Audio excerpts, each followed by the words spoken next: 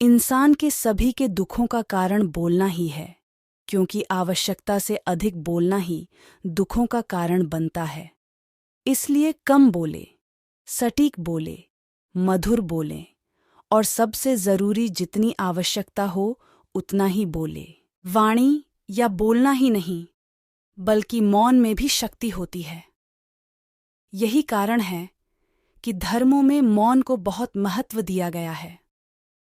वैज्ञानिकों द्वारा भी इस बात को माना गया है कि सेहत से मौन का गहरा संबंध है और इससे मानसिक शांति मिलती है। मौन से विचारों में एकाग्रता आती है और रचनात्मकता बढ़ती है। इसलिए जितने भी साधु संत या तपस्वी हुए, सब ने मौन रहकर और ध्यान लगाकर ही संसार के गूढ़ ज्ञानों को प्राप्त किया। दुखों का कारण है बोलना।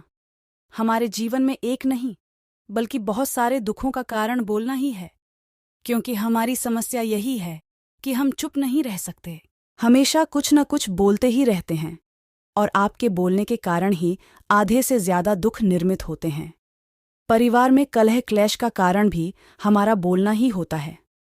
आप जितनी भूख उतना भोजन खाते हैं, जितनी जरूरत उतना कार्य करते हैं, लेकिन क्या आपने इस बारे में कभी सोचा है कि आप कितना बोलते हैं? जितनी आवश्यकता है या अनावश्यक ही सारे दिन बोलते हैं? इस बारे में कभी अकेले बैठकर जरूर सोचिए कि आज आपने दिन भर में कितना बोला, क्या बोला, और सबसे जरूर कि क्यों बोला। इनमें से कितनी बातें जरूरी थीं और कितनी अनावश्यक। सुनने सुनाने के माहौल से निकलें बाहर। मनुष्य की प्रवृत्ति ऐसी है कि वह अपने मन में चल रही बातों को दूसरों को सुनाना चाहता है, और दूसरा भी आपके साथ ठीक वही काम करता है। ये बातें किसी अन्य या तीसरे व्यक्ति से संबंधित हो तो सुनने सुनाने का काम और भी दिलचस्पी से होता है।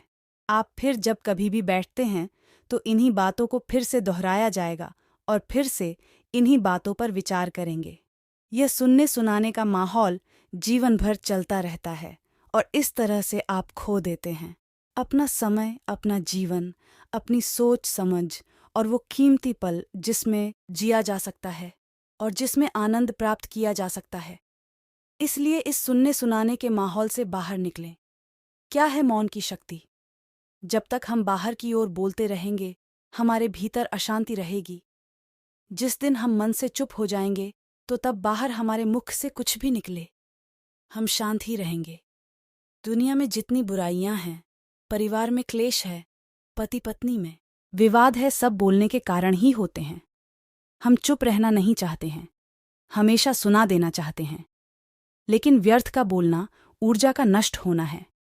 इसलिए जितने भी बुद्धत्व, साधु और संत हुए, वे एकांत की ओर गए, क्योंकि उन्हें अधिक बोलना न पड़े और अधिक सुनना न पड़े। महावीर ने 12 वर्ष और महात्मा बुद्ध ने 10 वर्ष मौन रहने के बाद ज्ञान प्राप्त किया। महर्षि रमण और चाणक्य भी मौन के उपासक थे। लेकिन आप इस संसार में रहकर भी एकांत रह सकते हैं। इसके लिए आपको अपनी उन ऊर्जाओं को बचाना होगा जिसे आप व्यर्थ के शब्दों में नष्ट कर देते हैं। इसलिए उतना ही बोले जितना जरूरी हो।